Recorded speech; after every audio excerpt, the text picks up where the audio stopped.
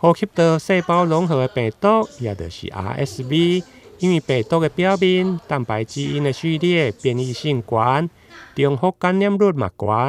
而且一年四季拢有病例。虽然初期的症状甲流行性的感冒同款，会出现咳嗽、流鼻、发烧等，但感染 RSV， 痰会搁较济，容易来喘，严重者甚至会造成呼吸衰竭或者是休克。RSV 呼吸道细胞融合病毒，它其实在传染力的部分是比流行性感冒病毒还要更强的。那它所引发的重症以及住院的一个时间延长，也是比流行性感冒还要来的比率更高的。那其实它在症状方面跟一般的感冒刚开始是有一点像，都是一些上呼吸道症状，只是说如果今天是中老年人，因为他们免疫力比较低的关系，所以如果感染了 RSV， 就有可能会引发的是一个下呼吸道的疾病，那包含了像是呼吸急促，然后支气管炎、细支气管炎跟肺炎等的一些情况。那后续引发的一个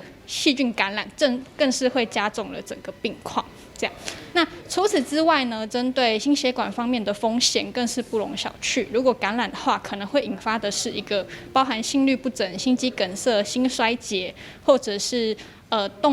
冠状动脉疾病的一个风险。贵综合病院药剂科的药师郭婉仪表示，虽然 RSV 目前无抗病毒的药物会用来治疗，但预防胜于治疗，民众会用勤洗手、刮嘴暗。甚至台湾食药署伫今年嘛核准通过 RSV 的疫苗，相关的资讯会用甲各大病院的医疗院所来下询。台南新闻林根采访报道。